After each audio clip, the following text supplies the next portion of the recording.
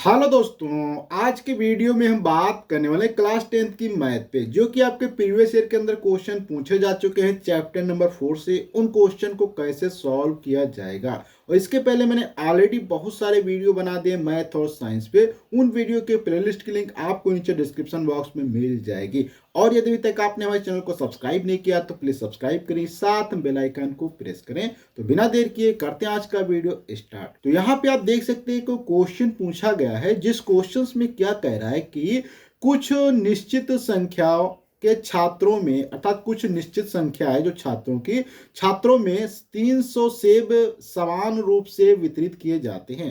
अर्थात कुछ छात्र हैं जिसमें से 300 अगर सेब हमारे पास हो, अगर उनको समान सभी को वितरित किया जाना है, यदि छात्र जो है अर्थात 10 छात्र और आ जाएं, अगर पहले तो वितरित कर दिया गया था, लेकिन अगर 10 छात्र और नए आ जाएं तो फिर प्रत्येक छात्र को मिलने वाले सेबों की संख्या में से एक की कमी हो जाती है।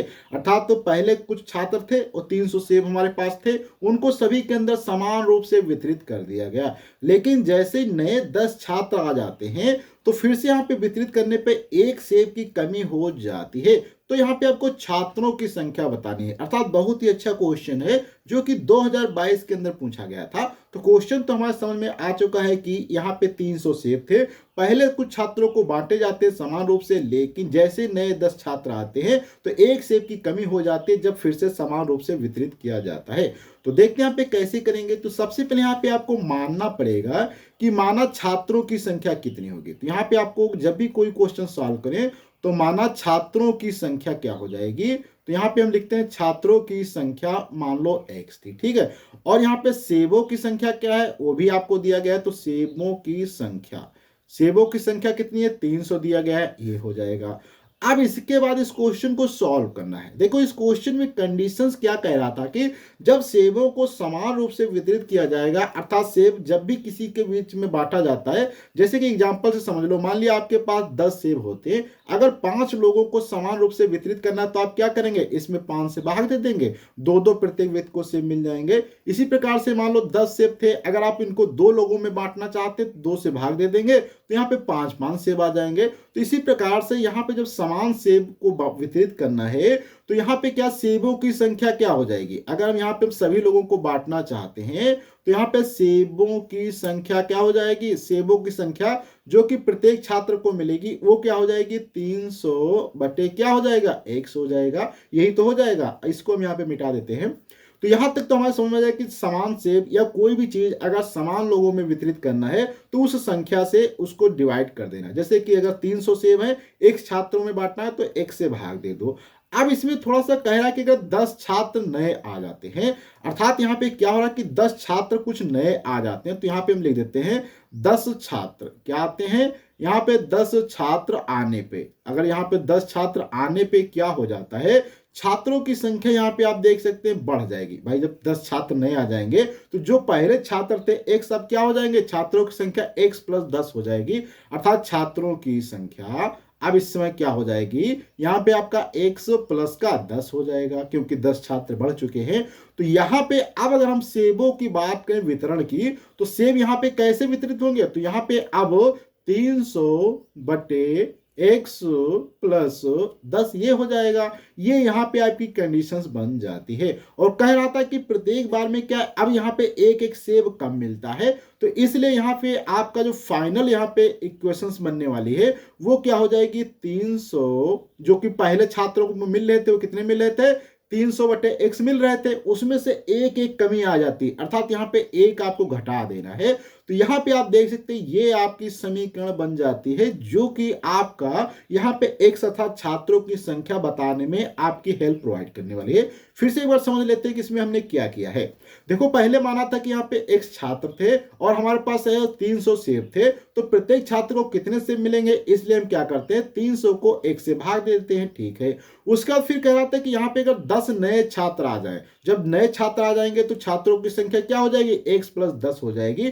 तो यहाँ पे सेब कितने मिलेंगे सभी को, तो आपको क्या करना पड़ेगा, 300 बटे x प्लस 10 से भाग देना पड़ेगा। और कहा था ये किसके बराबर है, क्योंकि यहाँ पे जो पहले सेब मिल रहे थे आपको ये वाले, उसमें से एक कम हो जाता है, इसलिए 300 बटे x माइनस 1 बराबर 300 बटे x प्लस 10 हो जाएगा। ये चीज अगर आप यहाँ तक समझ जाते हैं तो इसके बाद आप बहुत आसानी से इसको सॉल्व कर सकते हैं। आप देखो यहाँ पे क्या करना होगा, यहाँ पे अब आपको क्या करना है, इसमें ये वाले पार्ट अगर हम इधर ले आते हैं तो देखो यहाँ पे क्या हो जाएगा, 300 बटे x हो जाएगा, माइनस का 1 है, और ये भी इधर आ जाएगा तो क्या हो जाएगा, 300 बटे x प्लस का 10, यहाँ पे क्या हो जाएगा, प्लस का 10 और इक्वल टू 0 हो जाएगा। अब यहाँ पे हम क्या करते हैं, ये इधर ले आते हैं, अगर 1 को चाहे तो हम इधर साइड में ले जा सकते हैं, तो 1 इधर चला जाएगा, तो यहाँ पे क्या बचेगा, 300 बटे x माइनस का 300 बटे x प्लस का 10 बच जाएगा। अब यहां से आपको क्या करना होगा, क्रॉस मल्टीप्लाई करेंगे, या सबसे पहले यहाँ पे आप ऊपर 300 का भाग जो है कॉमन ले सकते हैं, तो 300 कॉमन लेंगे तो क्या बचेगा, देखो 1 बटे एक्स माइनस का 1 बटे एक्स प्लस का 10, यहाँ पे 10 और ब्रैकेट बंद हो जाएगा इक्वल टू 1। यहाँ से अब ये 300 अगर उधर ले जाते हैं तो क्या है, नीचे में आ जाएगा, तो इसलिए यहाँ पे अभी ले जाते हैं। उससे पहले क्या करना है, आपको यहाँ पे क्रॉस मल्टीप्लाई करना है, तो क्या हो जाएगा, एक्स प्लस का 10 माइनस का x डिवाइडेड बाई क्या हो जाएगा, x ब्रैकेट में x प्लस का 10, ये बन जाएगा बराबर 1। अब यहाँ से क्रॉस मल्टीप्लाई एक बार हम कर लेते हैं, तो यहाँ पे क्रॉस मल्टीप्लाई ये नीचे का पार्ट उधर जाएगा, तो यहाँ से, और यहाँ पे आप देख सकते हैं आपका ये x से कैंसिल आउट भी हो जाएगा, तो यहाँ पे ऊपर क्या बचेगा, 300 गुणे 10 बचेगा, और बट्टे में क्या बचेगा आपका x प्लस का 10 इक्वल टू 1। अब यहाँ से क्रॉस मल्टीप्लाई करेंगे तो यहाँ पे तो आपका ये बन जाएगा 3000 इक्वल टू क्या हो जाएगा, x प्लस का 10। यहाँ पे ब्रैकेट ओपन करने की बात करें तो यहाँ पे क्या हो जाएगा, एक्स स्क्वायर प्लस का 10x इक्वल टू ये किसके है, 300 के। ये इधर पार्ट ले जाएंगे तो क्या हो जाएगा, 300 माइनस का एक्स स्क्वायर माइनस का 10x इक्वल टू 0। सभी में अगर माइनस से मल्टीप्लाई कर दिया जाए, यहाँ पे 3000 है, तो आपका क्या हो जाएगा, एक्स स्क्वायर माइनस का 3000, या यहाँ पे आप चाहें तो इसको 10x यहाँ पे ही लिख सकते हैं, तो यहाँ पे क्या हो जाएगा आपका प्लस का 10x हो जाएगा और माइनस का 3000 हो जाएगा। अर्थात जो भी यहाँ पे प्लस के थे वो माइनस के हो जाएंगे और माइनस वाले प्लस हो जाएंगे। अब यहाँ पे ये जो आपका समीकरण बन जाता है, इसको हम यहाँ पे एक बार लिख देते हैं, एक्स स्क्वायर प्लस का 10x माइनस का 3000। अब इसका क्या है, आपको गुणनखंड करना पड़ेगा। गुणनखंड में आपको 3000 के ऐसे दो टुकड़े करने पड़ेंगे जिनका गुणा करने पे 3000 प्राप्त हो, और उन्हीं टुकड़ों को घटाने पे, क्योंकि माइनस लगा यहाँ पे, तो क्या 10 आना चाहिए। तो यहाँ पे टुकड़े क्या हो जाते हैं आपके एक्स स्क्वायर, अगर आप यहाँ पे 60 गुणे क्या करेंगे 50 करेंगे अर्थात 60, और माइनस से अगर 50 करेंगे तो 10 बचेगा, और 60 गुणे 50 क्या होता है, 3000 होता है। तो यहाँ पे x माइनस 3000 इक्वल टू 0। अब यहाँ से आप ब्रैकेट ओपन करेंगे, एक्स स्क्वायर प्लस का 60x माइनस का 50x माइनस का 3000 इक्वल टू 0। यहाँ से आपको क्या करना है, कॉमन ले लेना है। तो यहाँ पे आप अगर x कॉमन ले लेंगे तो x बचेगा क्या है, x प्लस का यहाँ पे 60 बच जाएगा। यहाँ पे अगर आप 50 कॉमन लेते हैं तो यहाँ पे आपका क्या बचेगा, x प्लस का 60 यहाँ पे बच जाएगा इक्वल टू 0।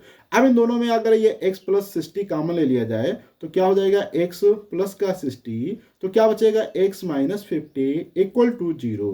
यहाँ से आप देखो दो चीजों का गुणनफल 0 के बराबर है, इसका मतलब ये दोनों चीजें अलग अलग 0 के बराबर होंगी, अर्थात x प्लस 60 बराबर 0, अर्थात x बराबर यहाँ पे माइनस का 60 आ जाएगा। उसी प्रकार से x माइनस 50 इक्वल टू 0, अर्थात x बराबर यहाँ पे 50 आ जाएगा।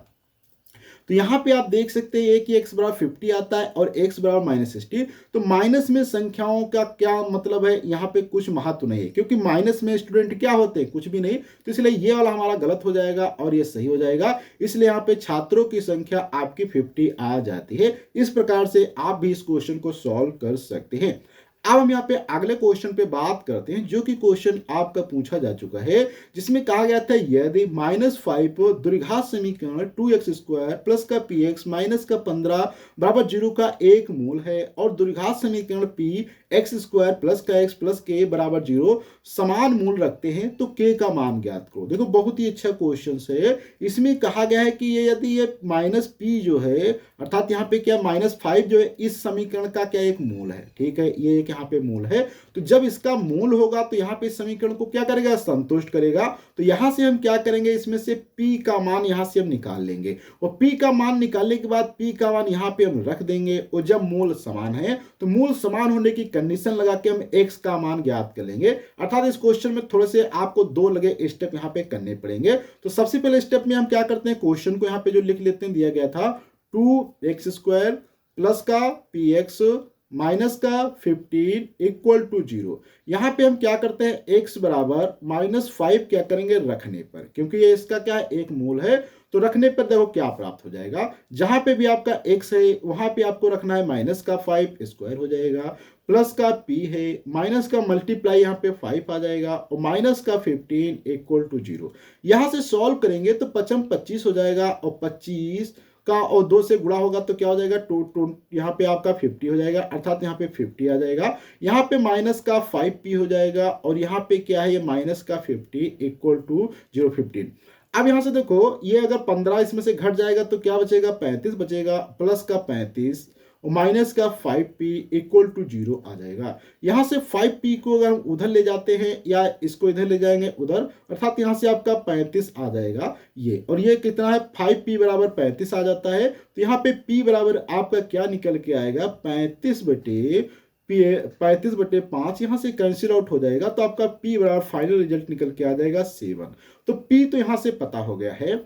अब यहाँ पे शुरुआत करते हैं दूसरे पार्ट की। दूसरे पार्ट में कहा गया है अगर p x² प्लस का x प्लस का k इक्वल टू 0 के मूल बराबर हैं, तो सबसे पहले यहाँ पे एक बार ब्रैकेट भी ओपन कर लेते हैं। तो क्या हो जाएगा, p(x²), या यहाँ पे आप चाहे तो p के जगह पे आप क्या करेंगे, 7 रख देंगे। 7 रख देंगे तो यहाँ पे देखो क्या प्राप्त होगा, 7x² प्लस का x प्लस का k इक्वल टू 0। तो यहाँ से ब्रैकेट ओपन हो जाएगा, 7x² और यहाँ पे ब्रैकेट था प्लस का 7x हो जाएगा प्लस का k इक्वल टू 0। अब मूल जब बराबर होते हैं तो वहां पे क्या हमारी कंडीशन होती है, b² minus 4ac equal to 0। उससे पहले यहाँ पे अगर तुलना कर लें तो a बराबर आपका 7 आ जाएगा, b बराबर यहाँ पे आपका 7 आ जाएगा, c बराबर यहाँ पे k आ जाएगा। और विविक्तर का फार्मूला हमारा क्या होता है, d is equal to b² minus का 4ac, ये होता है। और जब मूल बराबर होते हैं तो मूल बराबर होने की कंडीशन हमारी क्या कहती है कि यहाँ पे b² माइनस का 4ac इक्वल टू 0 होना चाहिए। इसमें सभी चीजों को रख देते हैं। तो b कितना है, 7 दिया है, 7 का स्क्वायर हो जाएगा, 4 गुणे a कितना दिया, 7 दिया गया है, और c कितना दिया गया, k इक्वल टू 0। तो यहाँ पे क्या हो जाएगा, 49 और 7 चुकू 28, k यहाँ पे हो जाएगा इक्वल टू 0। यहाँ से 28 के बराबर क्या हो जाएगा, 49 हो जाएगा। तो यहां से आप देखेंगे 28 के इक्वल टू हमारा क्या था, 49 था। तो यहां से के इक्वल क्या हो जाएगा, 49/28। यहाँ पे आप देखेंगे 7 से इसमें भाग देंगे तो 7 चौक 28, 7 सती 49। तो अर्थात यहाँ से के बराबर आपका क्या निकल के माना जाएगा, 7/4 आ जाएगा। इस प्रकार से इस क्वेश्चन को आप सॉल्व कर सकते हैं। अब हम अगले क्वेश्चन पे बात करते हैं, जिस क्वेश्चन में दिया गया है कि निर्धारित कीजिए कि द्विघात समीकरण 9x² प्लस का 7x माइनस 2 बराबर 0 के मूल वास्तविक है। यदि ऐसा है तो मूल आपको ज्ञात करने हैं। अर्थात पहले बताओ कि मूल वास्तविक है कि नहीं। अगर वास्तविक है तो आपको मूल भी बताना है। तो कैसे निकालते हैं, देखो बहुत ही अच्छा क्वेश्चन है। तो सबसे पहले आपको क्या करना होगा, यहाँ पे जो क्वेश्चन दिया गया है 9x², उसके बाद दिया गया 7x माइनस का 2 इक्वल टू 0, ये दिया गया है। तो यहाँ पे अगर व्यापक समीकरण से हम तुलना करेंगे तो हमें a बराबर क्या हो, 9 प्राप्त होगा, b बराबर यहाँ पे हमें 7 प्राप्त होगा, c बराबर क्या है, माइनस का 2 प्राप्त होगा। यहाँ से व्यापक समीकरण, और हम सभी जानते हैं व्यापक समीकरण हमारी क्या होती है, ax² bx प्लस का c इक्वल टू 0। इससे तुलना करने पे ये चीजें आ जाती है। अब यहाँ पे मूल वास्तविक है नहीं है, इसके लिए आपको क्या करना पड़ेगा, यहाँ पे जो d हमारा होता है, d इज इक्वल टू क्या होता है, b² माइनस का 4ac। यहाँ पे सभी के मान रख दो, तो यहाँ पे देखो b की जगह पे क्या हो जाएगा 7 का स्क्वायर हो जाएगा, माइनस का 4 गुणे a कितना है 9 दिया गया, c कितना दिया माइनस का 2 दिया गया है, तो यहाँ पे क्या हो जाएगा 49 माइनस से कितना देगा प्लस 9 चौक 36 दूना 72 हो जाएगा, और यहाँ पे आप जोड़ देंगे 7 4 11 हो जाएगा, 100 यहाँ पे आपका 15 आ जाएगा, अर्थात यहाँ पे 121 यहाँ पे आपका ये निकल के आ जाता है। और 121 यहाँ पे जब ये आपका निकल के आ जाएगा तो यहाँ पे आप देखेंगे ग्रेटर देन 0 है, अर्थात यहाँ पे डी जो है आपका ग्रेटर देन यहाँ पे निकल के आता है 0, इसलिए यहाँ पे आपके जो मूल होते हैं वो मूल क्या होंगे वास्तविक होंगे। अब मूल वास्तविक है तो मूल कैसे निकालते हैं वो भी बहुत आसान तरीका है। उसके लिए आपको ये फार्मूला यूज करना होता है x बराबर माइनस का b plus minus root over क्या होता है बी स्क्वायर माइनस का 4ac बटे क्या होता है 2a होता है। माइनस का b कितना दिया गया यहाँ पे आप देख सकते हैं b बराबर 7 दिया गया, 7 पुट कर देंगे प्लस माइनस रूट में यहाँ पे माइनस लगा देंगे b का फिर से 7 का स्क्वायर हो जाएगा और माइनस का 4a मतलब कितना दिया गया यहाँ पे आप देख सकते हैं 9 दिया गया, c कितना दिया गया माइनस का 2 दिया गया है और बटे में क्या 2 गुणे माइनस का 2 हो जाएगा, आई एम सॉरी यहाँ पे c 2a अर्थात 9 हो जाएगा। तो यहां से आप देखें क्या हो जाएगा, ऊपर वाला यहाँ पे माइनस का तो 7 रहेगा, ब्रैकेट में सॉल्व करेंगे तो अभी यहाँ पे आपने देखा था 121 आता है, इसलिए यहाँ पे क्या आ जाएगा 121 आ जाएगा, बटे में क्या हो जाएगा 18 हो जाएगा। अब यहाँ पे एक बार अगर x का मान प्लस के साथ में लिया जाए, इसको हम इधर आपको दिखा देते हैं, तो एक बार अगर x का मान जो यहाँ पे प्लस के साथ में लिया जाएगा तो क्या हो जाएगा माइनस का 7 प्लस का रूट में क्या है 121 हो जाएगा, 121 बटे क्या हो जाएगा 18, और 121 का क्या होता है रूट होता है 100, अर्थात यहाँ पे क्या होता है 11 होता है, अर्थात तो -7 प्लस का 11 डिवाइडेड बाय 18। यहाँ पे सॉल्व करेंगे तो यहाँ पे आपका देखेंगे क्या है, जब इसमें से घट जाएगा 7 तो 11 में से, तो यहाँ पे आपका बचेगा 4 बटे 18 आ जाएगा, यहाँ से कैंसिल आउट कर देंगे तो 2 बटे आपका 9, एक x प्लस वाला आ जाएगा पहला। वहीं पे दूसरे में बात करते जब आप किससे हम क्या करने वाले हैं x माइनस लेंगे, x माइनस लेने पे क्या होगा माइनस का 7 माइनस का रूट में 121 डिवाइडेड बाय 18, यहां से क्या आता है देखो माइनस का 7 माइनस का 11 डिवाइडेड बाय 18, यहाँ पे सॉल्व करेंगे तो ऊपर क्या हो जाएगा टोटल 18 माइनस का बटे 18, यहां से कैंसिल आउट कर देंगे तो x बराबर माइनस का 1 निकल के आ जाएगा। इस प्रकार से आप देख सकते हैं इस क्वेश्चन के आंसर जो है माइनस का 1 और 2 बटे 9 यहां से निकल आता है। अब हम यहाँ पे अगले क्वेश्चन पे बात करते हैं जो कि क्वेश्चन नंबर 4 नंबर पे दिया गया है, जिसमें कहा गया है कि दो संख्याओं का अंतर अगर 2 है तथा उनके वर्गों का योग 34 है तो संख्याएं ज्ञात करो, अर्थात दो संख्याएं हैं जिनके अंतर जो है यहाँ पे 2 हैं, अगर उनके वर्गों का योग कर दिया जाए तो आपको यहाँ पे 34 प्राप्त होता है। तो देखते हैं कैसे सॉल्व करेंगे। देखो सबसे पहले यहाँ पे आपको मानना पड़ेगा, तो यहाँ पे हमने माना, क्या करेंगे माना x तथा क्या है x तथा y क्या है दो संख्याएं हैं। बहुत ही अच्छा क्वेश्चन है, x तथा y दो संख्याएं हैं। अब यहाँ पे प्रश्न के अकॉर्डिंग अगर समझा जाए कि प्रश्न में क्या कह रहा था, तो यहाँ पे हम लिखते हैं प्रश्नानुसार।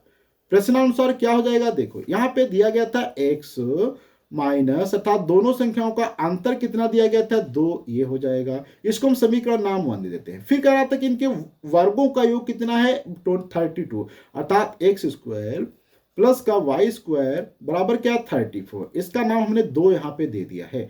अब यहां तक की चीजें हमें पता हो जाती हैं। अब यहां से आपको क्या करना है, ये जो समीकरण 1 है, इस समीकरण 1 में अगर आप देखेंगे तो यहां से आप x बराबर अगर निकालेंगे तो क्या हो जाएगा y प्लस 2 आ जाएगा, क्योंकि y को उधर जाएगा तो माइनस c प्लस हो जाएगा, अर्थात x बराबर y प्लस 2 है। और यहां पे आपको क्या करना है, x बराबर y प्लस 2 कहां पे रखेंगे, समीकरण 2 में रखने पर। बहुत ही अच्छा क्वेश्चन है, समीकरण 2 में रख दो।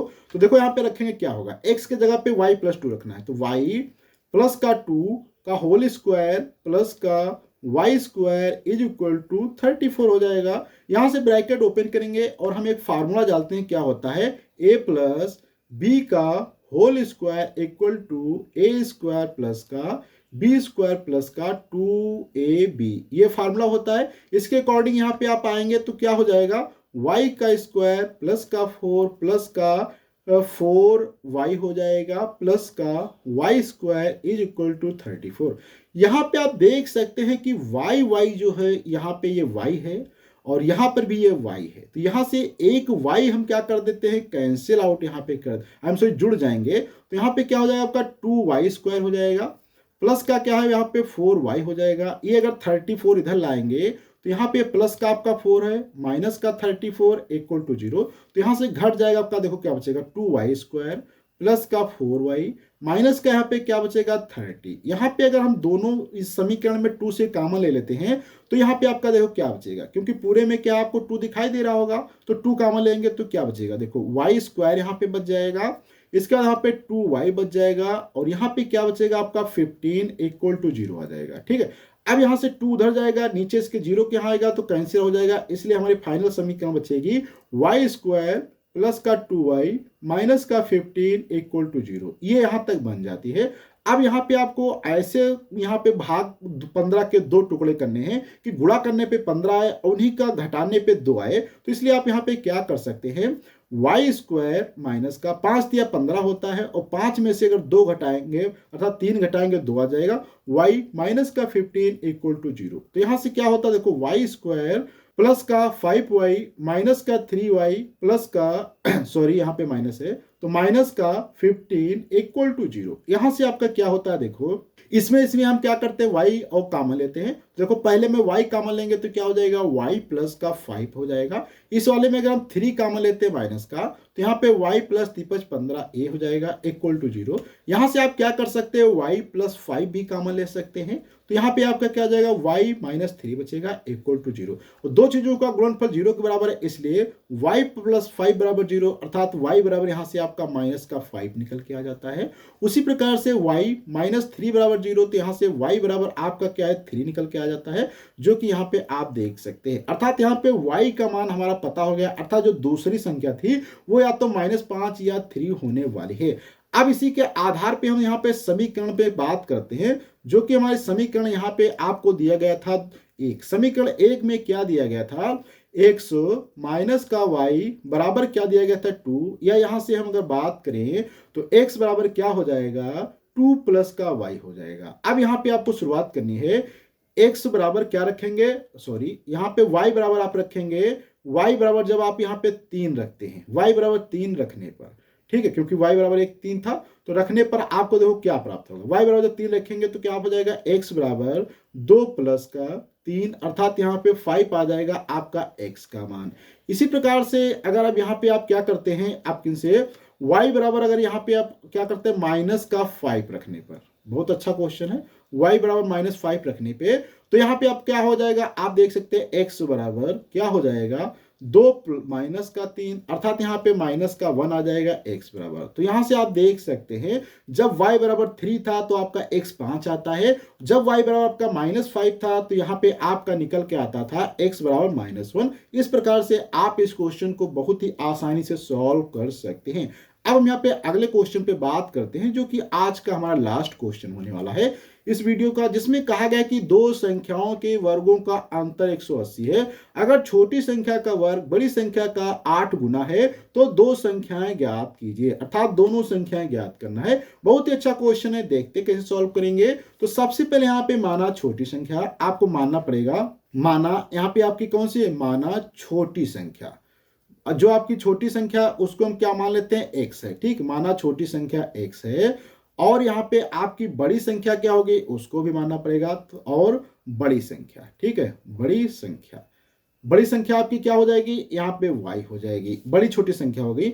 अब यहाँ पे प्रश्न के अकॉर्डिंग समझो, तो कहा कि छोटी संख्या का वर्ग, क्या कह रहा था, यहाँ पे ध्यान से समझेंगे तो छोटी संख्या का वर्ग बड़ी संख्या के 8 गुना है, अर्थात छोटी संख्या का वर्ग किया जाए। तो यहाँ पे हम लिखते हैं प्रश्नानुसार, बहुत ही अच्छे से क्वेश्चन आपको यहाँ पे समझने पड़ते हैं, उसी के अकॉर्डिंग कार्य करना है।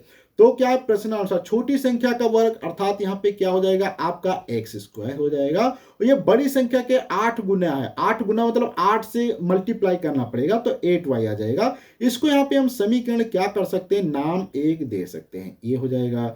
फिर कह रहा था कि दो संख्याओं के वर्गों का अंतर, अर्थात बड़ी संख्या में से जब छोटी संख्या घटाएंगे तो उसका अंतर 180 आता है, अर्थात तो यहाँ पे आपका क्या आ जाएगा, y का स्क्वायर माइनस x का स्क्वायर इक्वल टू क्या आ जाएगा 180 आ जाएगा, जिसका नाम हम यहाँ पे समीकरण 2 दे देते हैं। अब यहां से आप देख सकते हैं कि ये एक्स स्क्वायर का मान आपका प्राप्त है। इस एक्स स्क्वायर को अगर इसके अंदर रख दिया जाए तो आपको यहाँ पे क्या प्राप्त होगा। देखो यहाँ पे वाई स्क्वायर तो ऐसे रहने वाला है, इसमें कुछ नहीं छेड़खानी करेंगे। एक्स स्क्वायर की जगह पे आप क्या करेंगे 8y रख देंगे, बराबर क्या है 180 दिया गया है। 180 को उधर ले जाएंगे तो क्या हो जाएगा वाई स्क्वायर माइनस का 8y माइनस का 180 इक्वल टू 0। ये यहां से आपकी समीकरण देखो प्राप्त हो जाती है। अब इस समीकरण को कैसे सॉल्व करेंगे वो बात अच्छी है। तो यहाँ पे आपको ऐसे 80 के टुकड़े करने हैं कि गुणा करने पे तो 80 प्राप्त हो, लेकिन उन्हीं टुकड़ों को आपस में घटाने पे 8 प्राप्त हो जाए। तो यहाँ पे आपको क्या करना है, दो टुकड़े ऐसे आपके कौन से हैं, अगर 18 गुणे 10 करेंगे तो 180 प्राप्त होगा, और 18 में से अगर 10 घटा देंगे तो 8 प्राप्त हो जाएगा। अर्थात ये हमारे इंपॉर्टेंट टुकड़े हैं। तो इन्हीं टुकड़ों को यहाँ पे हम यूज करते हैं। तो देखो क्या हो जाएगा आपका वाई स्क्वायर माइनस का यहाँ पे क्या हो जाएगा 18 माइनस का 10 गुणे वाई माइनस का 180 बराबर 0। ब्रैकेट ओपन कर दो तो यहाँ पे क्या हो जाएगा वाई स्क्वायर माइनस का 18y फिर प्लस का 10y माइनस का 180 बराबर 0। यहां से आपको क्या है कॉमन लेना पड़ेगा। तो कॉमन लेते हैं, देखो क्या है y कॉमन लेंगे तो y माइनस का 18 हो जाएगा। यहाँ पे अगर हम प्लस 10 कॉमन लेते हैं तो y माइनस का 18 इक्वल टू 0 हो जाएगा। और यहाँ पे दोनों में अगर हम क्या करते हैं y माइनस 18 कॉमन ले लेते हैं तो y माइनस 18 तो बच जाएगा यहाँ पे आपका y प्लस का 10 बच जाएगा, ये यहाँ पे बराबर 0। अब यहाँ पे दोनों चीजों का गुणनफल 0 के बराबर है, इसका मतलब y माइनस 18 बराबर अगर 0 लिखा जाए तो y बराबर यहाँ पे क्या आता है आपका 18 आ जाता है, जो कि यहाँ पे एक ये मान है। इसी प्रकार से अगर y प्लस 10 इक्वल टू 0 किया जाए तो y बराबर यहाँ पे माइनस का 10 आता है, जो कि यहाँ पे निगेटिव में आता है, इसलिए इसको हम क्या करते हैं नहीं एज्यूम करेंगे, इसको छोड़ देंगे। तो यहाँ पे हमारा फाइनल ये जो y बराबर 18 आता है ये हमारी छोटी वाली संख्या यहाँ पे निकल आती है। अर्थात ये संख्या यहाँ पे हमारी निकल के आ जाती है, ये बड़ी संख्या y क्या है यहाँ पे बड़ी संख्या। अब यहाँ पे हमें ज्ञात करना है छोटी संख्या। तो यहाँ पे हम क्या करते हैं समीकरण या इधर कर देते हैं समीकरण। यहाँ पे कोई भी आप समीकरण यूज कर सकते हैं, मैं यहाँ पे इस वाली को यूज कर लेता हूं। तो समीकरण या यहाँ पे ये चाहें तो समीकरण एक में y बराबर 18 रखने पर क्या करेंगे y बराबर 18 रखने पर तो देखो यहाँ पे क्या प्राप्त होगा x स्क्वायर बराबर 8 गुणे 18 हो जाएगा। क्या हो जाएगा 8 गुणे 18 हो जाएगा। यहाँ पे 8 को आप क्या कर सकते हैं 4 गुणे 2 लिख सकते हैं, 18 को आप क्या कर सकते हैं 9 गुणे 2 लिख सकते हैं। यहां से आप एक चीज देख सकते हैं कि आप चाहें तो 4 गुणे 4 ऐसे बना सकते हैं, और 9 को आप क्या कर सकते हैं 3 गुणे 3 बना सकते हैं, या आप चाहें तो यहाँ पे 4 गुणे 3 इस प्रकार से लिख के यहाँ पे स्क्वायर लगा सकते हैं। तो ये हमारा यहाँ पे आप देख सकते हैं एक्स स्क्वायर के बराबर आ गया है। तो यहाँ पे एक्स बराबर आपका क्या आ जाएगा 4 गुणे 3, क्योंकि यहाँ पे देखेंगे घातें समान है इसलिए आधार समान हो जाएंगे। तो यहाँ से आपका एक्स बराबर क्या है 12 आ जाएगा। तो यहाँ पे आप देख सकते हैं आपकी छोटी संख्या आपकी यहाँ पे 12 आ जाती है और बड़ी संख्या यहाँ पे 18 आ जाती है। इस प्रकार से आप इस क्वेश्चन को सॉल्व कर सकते हैं। अगले वीडियो मिलेंगे कुछ ऐसे ही नए कॉन्सेप्ट के साथ में, कुछ नए क्वेश्चन के साथ में। जब तक के लिए धन्यवाद।